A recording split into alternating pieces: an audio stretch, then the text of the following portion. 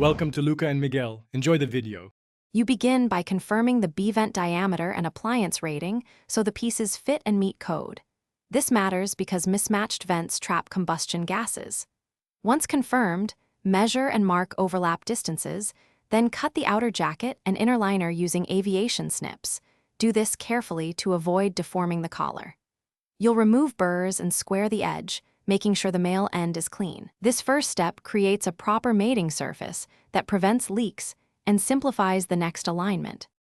You now slide the male end into the female end to the specified overlap. This seals by design and maintains draft. Once inserted, rotate to align seam tabs and keep the liner centered. Misalignment crushes the airspace and reduces draft. Then, fasten with 2 to 3 sheet metal screws spaced evenly around the circumference to prevent twisting. After fastening, apply a thin bead of high-temperature vent sealant inside the seam and wrap the outer jacket seam with aluminum tape. This ensures a gap. You finish by restoring the pilot and observing the appliance while it runs to confirm steady draft. Watch for spitting or soot that indicates leaks.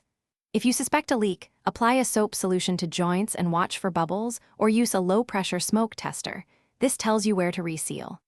Once found, tighten screws, remove tape, add more sealant, and retape. If draft problems or combustion odors persist after these steps, stop and call a licensed HVAC or gas technician for safety. Thanks for watching and please subscribe.